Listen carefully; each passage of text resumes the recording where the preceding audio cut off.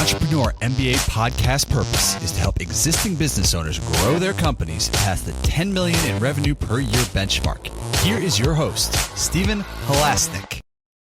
Welcome, everyone. My name is Stephen Halasnik, and I'm co-founder of Financing Solutions.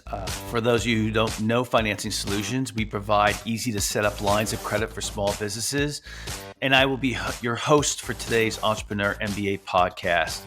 If you're interested in potentially getting a line of credit for your business, please visit our website at fscreditline.com. That's FS as in Financing Solutions, creditline.com. Over the last 25 years, I have personally built 6 companies in the $5 million to $25 million in revenue range, including 2 companies that made the Inc. 500 fastest growing companies in the United States. I love learning from people with business experience, and today I am very excited to be speaking with Ken Cook from The Prepared Group. Ken owns the marketing strategy firm, The Prepared Group, and specializes in working with marketing agencies, teaching them how to support clients with a strategy-first approach. With dedication and experience towards small businesses, Ken has successfully grown his company from a one-man operation to a small agency employing a variety of talented workers. Ken, welcome to today's Entrepreneur MBA podcast. So excited to be here with y'all. So, before Ken and I got on air, I wanted to clarify exactly what the Prepared Group does. And, maybe, Ken, you can get us a little bit better detailed as to what the Prepared Group does. Yeah, so what we do is we license intellectual property, primarily around the creation of marketing strategy to marketing agencies so that they can better work with their clients. Typically, what is that intellectual property? I mean, what is, So typically our system, what it does is it looks at marketing from a holistic perspective. Most of the time when people think about marketing, what they think about is the tactics. They think about Facebook ads or Google ads, or they think other tactical realities. They don't think about what systems, processes, and procedures need to be in place for marketing to really succeed. And so I'm going to give kind of a really basic example, if you will. I believe one of the most successful pieces of marketing the average small business can have is a really good receptionist who knows how to answer the phone and welcome people in the front door.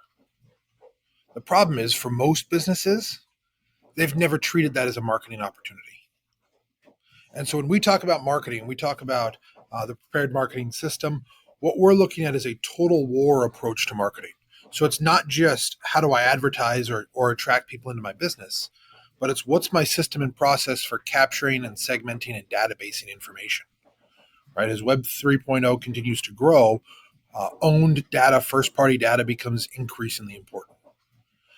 How do we then nurture those people, right? How do we build a relationship over time with folks? A lot of businesses that I see, especially under the $5-10 million mark, they really specialize in that one-off sale, right? So the 1 out of 10 people who are ready to buy today, as opposed to the vast majority of leads that come in their door who aren't necessarily ready to buy today, but they may be ready to buy in 6 months or 9 months or a year from now. And they just don't have systems and processes to deal with how do I keep a relationship going for that long, right? Then we want to look at our sales processes, right? And how does marketing and sales interact? To use the technical terminology, we're looking at what's the relationship from an MQL, marketing qualified lead, to an SQL, sales qualified lead. In other words, how do we get better quality? How do we impact pricing intelligently, et cetera, to really maximize what an organization is doing? And then from there, we're really looking at simple things like onboarding. We know that effective onboarding is like a really good first date. A lot of businesses, though, treat a client signing an agreement or purchasing a product like it's the wedding day, as if, oh, they're my client now to have for life. Instead of saying, no, this is the first step in building a relationship with this person for the long term. It makes complete sense. If that makes sense. So from it there, does. Toward the end, you're getting a little bit more detailed oriented, but it's just, some of it's pretty simple, right? Like the receptionist idea, it's true, right? Yeah. I know 10 years ago or so, I did direct mail because nobody does direct mail. Nobody does it. And so, and it worked out well for me then, and so it's the old, making the old new again, right? Same thing with receptionist, right? Yeah. So, let's get into today's topics, which are, the top 5 business marketing strategies for small businesses under $5 million in revenue. So what would you say is the number one top business marketing strategy that you think can really make a difference? Yeah. Let me first define marketing strategy, if I could, Please. because I think that it's a real problem in our industry where tactics are being defined as strategies. And so I feel like when you ask this question, a lot of people are expecting me to say, "Oh, it's this brand Yeah. new, never heard before XYZ quiz funnel, whatever." Right? It's not that.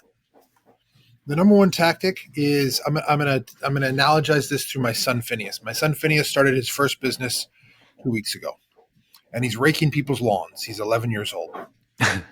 Okay. And I asked him, I said, "Finn, how do you know which lawns to rake?" And he said, "Well, I look for the lawns with the most leaves and the nicest cars." Target market. Takes up for his dad, right? And this is what he said to me. He said, "Dad, it's all about the target market." Okay. And here's the thing about that. So many business owners do not understand this concept. I would say the vast majority that I work with don't understand this concept. They say, "Well, I can sell to everybody. So everybody is my target market." If I had a penny for every time I heard that, I'd be a very rich man. Because people think just because you can do something means you should do something. And the reality is this: you're not Bud Light. Bud Light's annual advertising budget is over $100 million. Okay. And so if you figure they're spending, let's say, $1 for every man, woman, and child in the United States, they have the ability to paint with a very broad brush. Most small businesses do not have that capability. They can't spend that kind of money. And so the question is, who should I spend money reaching? So the number one strategy, the very baseline of marketing strategy is knowing who am I spending money to be in front of. Yeah, I agree with you. It's funny, I've been doing this for 30 years now. I mean, I have my own companies, and everything, it's you forget some of the things that you really learned, and that now is just second nature. And because I've built so many companies, like when I built my fifth company and my sixth company, man, we got it. That those two companies I had with a business partner, we got them cranking in 3 months. I mean, I was generating $500,000 a month in 3 months with my sixth company, right? Now, and the reason for that, a reason I raised that, is that it was natural for me to think, who is my target customer? Who is the person who's most likely to want and want to do business with me? And that's where the money goes in marketing, right? That's where you start to say, okay, this is my target audience, because you're right. You're not going to send out a million emails. You're not going to, have the budget of a Bud Light. You have to be targeted. And I tell you, I mean, I use the word magic bullet a lot, right? Um, what is going to be the magic bullet that I have to do in order to get a very high return on who's going to be customers for us? Because to me, that's about efficiency and effectiveness. And 30 years into this, to me, that's I even forget that people don't do that, right? And I mean, your example with your son is a perfect example. And let me tell you the biggest problem, Ken, from my experience. You tell me if you agree that people don't even think about marketing. Period. I think it's that there is, driven by yellow pages back in the day and internet marketing agencies today. I think that the challenge is the average small business owner doesn't know what marketing is. They've confused marketing with advertising. And so the challenge that a lot of small businesses face is they know how to advertise, but they don't know how to market. Yeah, and I don't use the word marketing actually. When people say, "Well, what do you do most of the day?" and I said, "I am really the person who's the lead generator." Now, that doesn't mean I go out and I do sales. I don't. Okay. But it does mean that I am responsible for finding the correct avenues where client prospects, good prospects, profitable prospects are going to come to us. So I think, marketing and advertising are poor words. I think, that we all use. I think lead generation, and I always say is so, and to also go a little further, I would say is the I am a marketing and sales guy. That's my background, right? So of course, I'm going to want to do a lot of that type of work, right? My business partner is the operations guy, right? And he loves doing that type of work, and we both love what we do. But I think at the people who are typically running the owners of the companies, they're going to gravitate toward what they are good at, right? And a lot of people who start businesses, they're sometimes more on the technical side of the business than they are on the marketing and sales side. So it depends, but I'm just saying you're going to gravitate toward it. That is the classic concept that Gerber put out in the 70s, right? Is people start a business because they have this entrepreneurial seizure, and fundamentally they're a tactician, very good at what they do, and that's what they want to do, is they want to do what they're good at. They don't want to have to do all of this other stuff. Yes. And all of this other stuff, in a way, prevents them from doing the thing that they're great at. Yes. And I think you learn that as you go along. There's a really great book called "Now Discover Your Strengths," which looked at 15,000 what they considered successful executives, and found out that those successful executives focused on the things they did really well and delegated the things that they didn't do well. And I think as you learn that as an entrepreneur, you start off by doing everything, and then if you grow your company and you get it to be bigger, you learn to focus on the things that you enjoy and you're good at, and try to get everybody else to do the things that you're not. Absolutely. Yeah. So let's move on to number 2 of the top marketing ideas that you would kind of say. So the second strategy is this: you have to position in front of your target audience. And so there's a very interesting concept here. You and I could sell the exact same thing, right? Let's pretend that we're beer manufacturers, right? It was the famous copywriter Claude Hopkins who took Schlitz beer, right, and he positioned the cleanliness and the sanitization process of the bottles, and that turned Schlitz beer into one of the largest producers in the country because of this idea of cleanliness. Now, minor detail: every other person did this. Every other beer manufacturer ever has always done this, and yet that piece of positioning drove massive success. And so I think that piece right there of asking ourselves, how do we position what we're doing in front of our customer to alleviate the symptoms that they feel? Now, a lot of people want to talk to you about problems, and marketers love solving problems, quote unquote. Simple reality is solving problems is overrated. Okay? What people want, especially in this country, is they simply want symptom alleviation. As long as they feel good, it doesn't matter if you've solved their real problem. And so as a business owner, first alleviate their symptom and then solve their problem.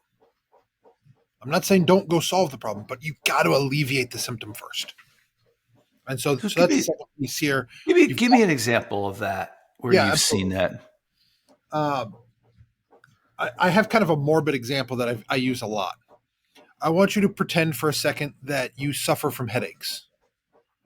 And the root problem is a brain tumor. And 2 people come to you.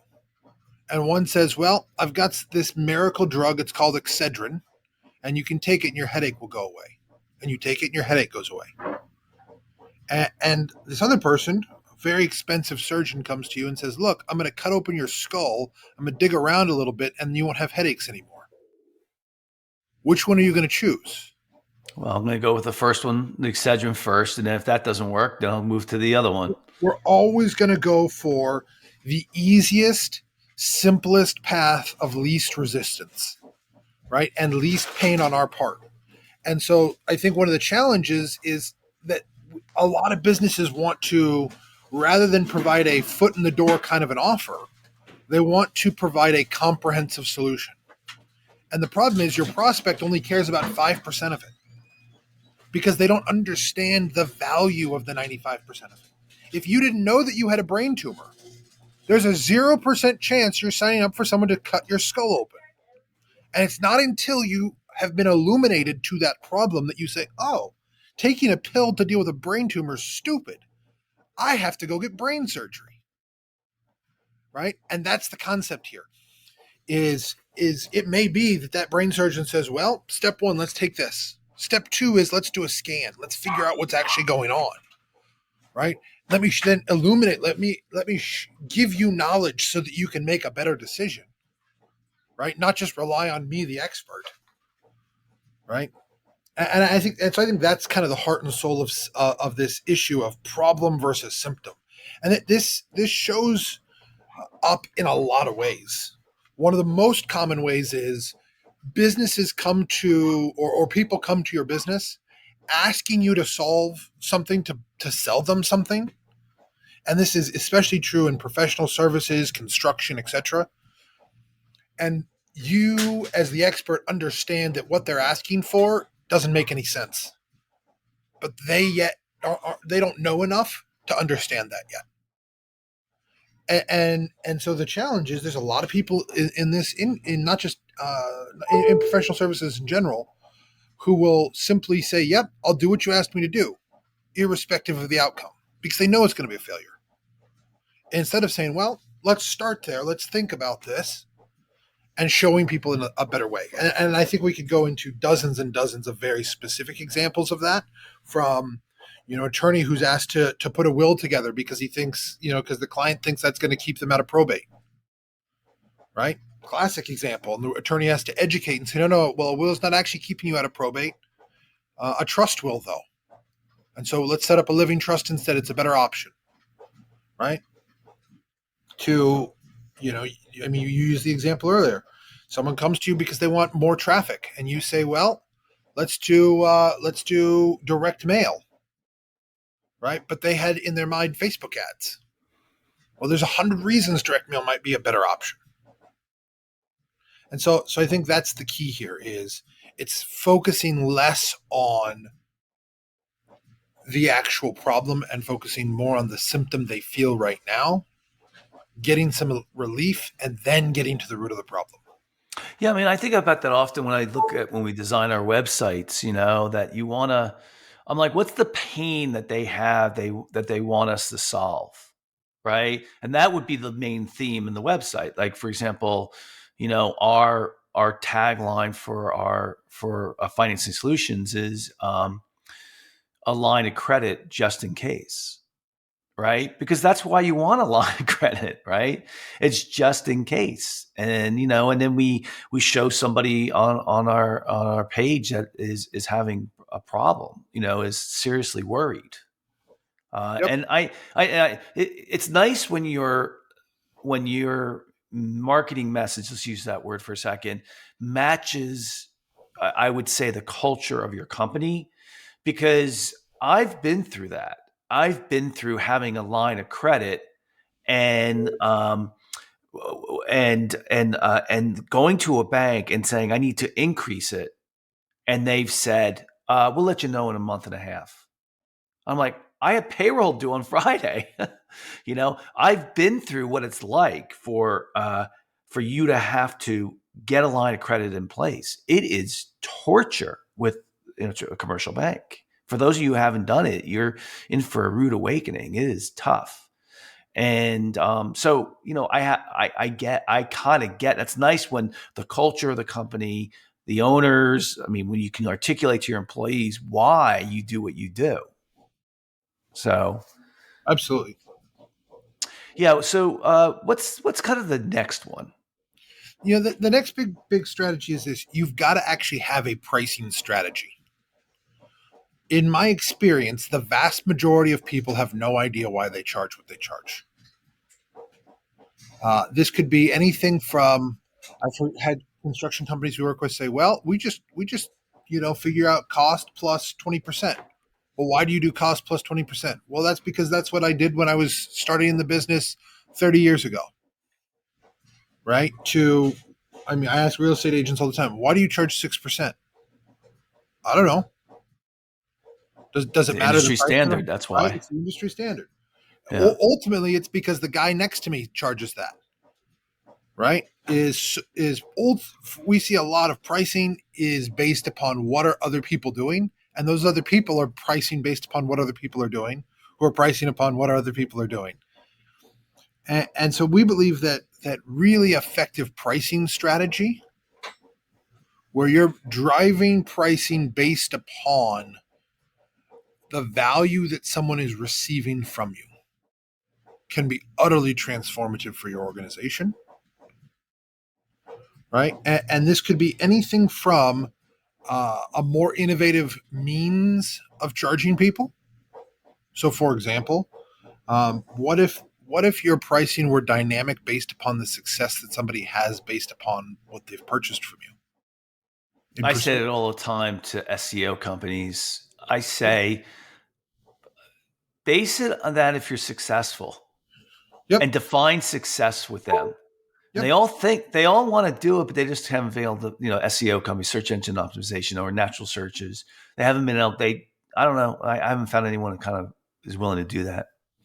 Right. And but that can be across the board. So let's say, for example, we all know how notorious contractors are, right? So what if, as a contractor, you would have a price for the job done in 2 months and a price for the job done in 3 months and a price for the job done in 4+ months? Yep. I agree. Right. Yep. Call me crazy. If I need my house done in 2 months, I'm going to take that. Yep. Right. And that then protects me as the customer. Because if I say, look, I'd like the 2 month price, I'd like you to work to get this done in 2 months, but it takes you 3, I don't feel as the customer like I got ripped off. Right. You don't feel as the contractor like you got ripped off, because you're actually getting paid based on the results that you provided. Yeah, I'll go one step further too. The mistake I see a lot of small business owners make is they don't charge enough. Okay, Absolutely. that you have to understand, a small business is about better service, a better product, but not at a better price. Okay, better price are large companies. Okay, that's what they do. They have economies of scale. Okay, and so you're not, if newer business owners think that they have to compete on price and not on service and quality, and they forget this is where the receptionist thing that you said earlier really comes into play, because I think I play up the idea in my business that either you have direct access or you're going to talk to one of the owners every time you call in. Okay. That's, some people would say, is in the past, a long time ago, I'd say oh, I don't want to look small as a business. I actually play that up as a competitive advantage, because people know that they're dealing directly with the person who's going to make the decision. You can't do that with, a bank, Yeah, right? absolutely. So, I agree with what you're saying. Beautiful. So So what's the next one? What's the the next one fourth one? is what we would call surprise, delight, and wow. Okay. And ultimately, the idea is this: if you really want to succeed and build an army of loyalists, people who are going to follow you anywhere, who are going to, whenever they need your service, they're going to hire you. Whenever they hear about someone else needing it, they're going to recommend you. You must systematically, intentionally provide more value than they're expecting. Okay. And so here's the thing. A lot of businesses that I talk to say, when I ask, well, how do you over deliver? How do you build a relationship with someone long term? They say, well, I tell them what I'm going to do and then I do it. Right. It's a hard thing because I think a lot of people think that's enough. The simple reality is, if I give you money to do a job and you do the job exactly like we agreed, that's status quo. Yeah, to me, that's the minimum. That's the minimum. I want them to Well, walk away with, you did better than I thought you were going to do. Right. Right. And even higher, So let's talk about what that could look like. This could be something as simple as one of the things we do in our company is we send out postcards about every 4 to 6 weeks to all of our customers, past and present, to our vendors. And they're funny. They're within our company culture and personality. And it's a way for us to say, hey, we're thinking about you. We're not asking for anything. We're just telling them, hey, we're thinking about you. And it could include a gift. It could just be a moment of levity, right? Whatever. But the aim is we're continuing to build that relationship, right? There are dozens and dozens of ways that you can go above and beyond. But I like to talk about the Ritz-Carlton here for just a brief second, because a lot of us know who the Ritz-Carlton is. Many people have stayed there. The Ritz-Carlton had a policy that made it the Ritz-Carlton. And by the way, if you read the story, this was actually a policy that the board of directors initially wanted to reject. And Hollis said that if they rejected it, he would resign as CEO. And here's the policy. Every employee could spend up to $2,000 to solve a guest problem, real or perceived, no questions asked. Yep. Now, we've heard about that, right? But I would encourage you to go to Google and just Google Ritz-Carlton problem. Ritz-Carlton solved my problem. And what you will find is literally thousands of stories, news articles, viral news articles of everything from lost teddy bears to mothers showing up at weddings unexpectedly, where real problems were solved because employees were empowered. And so when we're talking about systematic delight, systematic building of a culture of wow, this starts with employee empowerment and moves on. One of the things that we hear a lot of in small business is this phrase. Well, if I as the owner hear about it, I'll XYZ. And that's precisely the problem. It should be when the employee hears that there's a problem, that you as a company, you as an organization already know, here are opportunities to over-deliver. Here are opportunities to create a moment of surprise. Here's our opportunity to delight people beyond just when they have a problem, but when they're having a good time as well. Yeah. And so if you really want to scale as an organization and you've got some of these other building blocks in place, putting systems in place. And I think you've kind of seen this as a bit of a theme of everything we've talked about. It's system, system, system, system, system. A system to delight your customers will pay dividends far beyond what you could possibly imagine. Yeah, and I think even on a bigger picture too is I think most people, everyone who owns a business gets really stoked when you have customers that are really delighted, right? It really makes what you do for a living exciting. Yeah. Right. The longer you're in business, and I get a little annoyed with the younger generation because this is going to sound bad, but they feel like entrepreneurship is you're out there to change the world. Right? If you want to change the world, I mean, do things more outside of your work. Yes, treat your employees fantastically. Try to be very kind to be good with the people that your customers and everything like that. But at the end of the day, business is about making money. I just really believe that. Okay. It's about building the net worth of the business owner because you took a risk. Okay. But the other part about that, you have a lot of other things that you can do that doesn't have to compete against the idea of making money. And having customers that are super excited about what you do is one of them. And also, by the way, having people who love their jobs, right, and love the company they work for is also something that is aligned with making Absolutely. money. So I think it all goes hand in hand. It does. It does. I agree 100%. So let's move to the last point of the top 5 things that that marketing processes and systems that you should be doing to really grow your business. And what's the last one? The last one is this. There must be a referral system. So I ask people this question all the time. I probably asked this question more than 4 or 5,000 times at this point. Do you have a systematic, documented plan by which you extract referrals from every customer? And so I want to work through those pieces real quick. Do you have a systematic plan?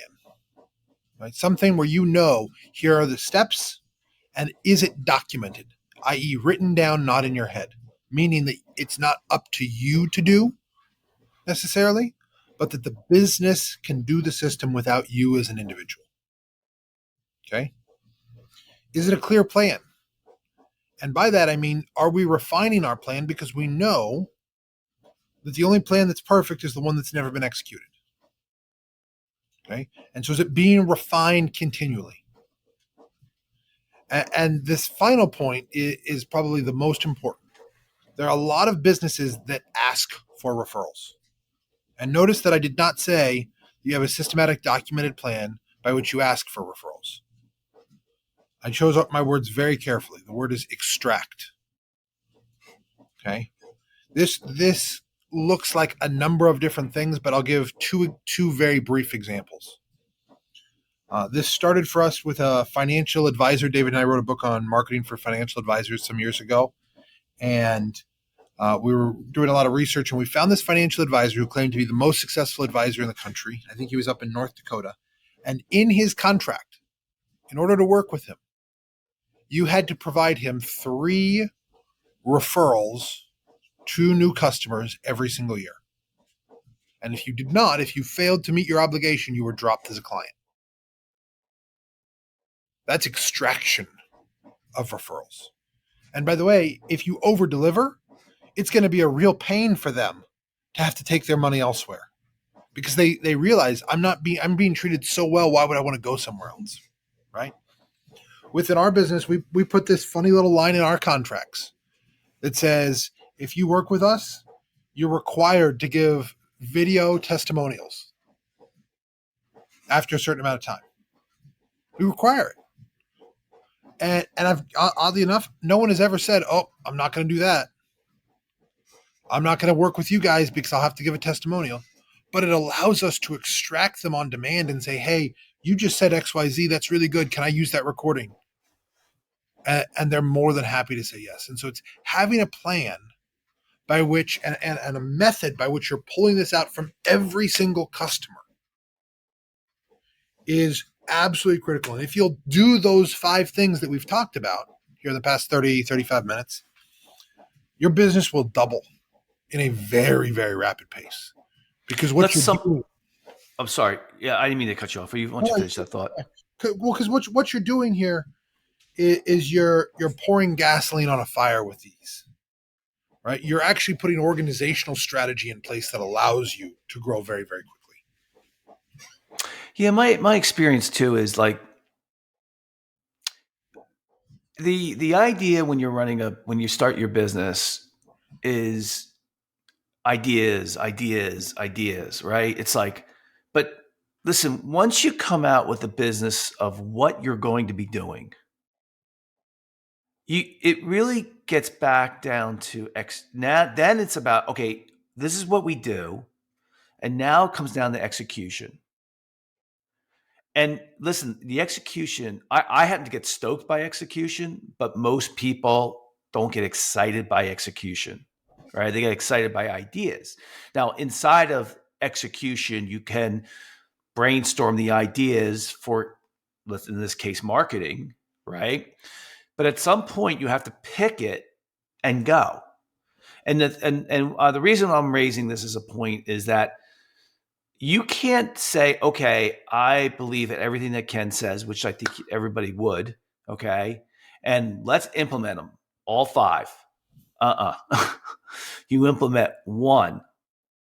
And then when that one is good and you've done a great job and you're doing it on a consistent basis and you're measuring it, then you go to the next Ken Cook's idea. And by the way, you circle back to the first one too. So, to me, running a business is about great execution. And so don't try to do all 5 of these at once. Pick one. Really, really, really work on it. And then 3 months, 4 months later, you can go to the next one. So give me a summary, Ken, of the 5 steps that you talked about today. Yeah, absolutely. So step 1 is know and define clearly your target market, the who. Step 2, position within that target market. Understand what symptom you're alleviating for those people. Step 3, price based upon the value that those people are receiving from you. Number 4 is over deliver to those people. And number 5 is have a system to extract referrals from those people. It's great stuff. I mean, we make business so complicated, doesn't it? I tell you, one of the problems, like I know when I was reading your bio that you said, you read about 100 books a year. I actually had to stop reading books because my mind would race too much. I would get my staff would go crazy when I went away to a conference because I come back with a million ideas. And so I learned when I go away to a conference, I come back with 3 main ideas, and then talk to my team about them because it was just too much. Because I would, go to a conference, I'd have 100 new ideas, So, well, it's really good stuff today, Ken. I really appreciate you coming on. I'd like to thank so very much Ken Cook from the Prepared Group for coming on today's podcast. If you like today's podcast, please feel free to share it with a friend and also subscribe on your favorite podcasting app. And please also give us a review if you like today's podcast, as long as it's a 5-star, and or any of the past podcasts. The Entrepreneur MBA podcast is in the top 5% in our space for entrepreneurship podcasts, and I thank you for that. Those reviews are really partly about what drives that ranking. So I thank you for that. If you're looking for, and of course, if you're looking for a line of credit for your business, you can call us at 862-207-4118 or visit our website at fscreditline.com. That's FS as in Financing Solutions, creditline.com. Ken, if anyone wants to get in touch with you, how would they go about doing that? Yeah, just jump over to thepreparedgroup.com. You can reach out to us there. Or you can always find me on LinkedIn. You'll notice by the cowboy hat, and on LinkedIn you can just search my name, Kendall Cook, Kendell Cook, and I'm the only one wearing a cowboy hat in that search. Yep, and can you do a podcast too, right? My business partner David does a podcast called More Perfect Marketing. Okay, which is a great little show. We talk about marketing with marketers, and would love to have you all take a listen to that as well. That sounds great. So, I mean, the big takeaway that I think I had today, I interjected quite a bit here, but I'm just going to reiterate to everybody, just, pick one thing today and really, really try to be the best at that. And then you can move on to the next one. And don't put a time limit on it. Put measurements in place instead. So it was a good podcast today. Everybody, this time of year right now, it's Thanksgiving. It's coming up. I want to thank all our listeners and all of our guests who have come on in the past. I'm very thankful for that. I've learned a lot, and it's been a lot of fun. This is like the 220th episode so far of the Entrepreneur MBA podcast. Everybody, have a great day.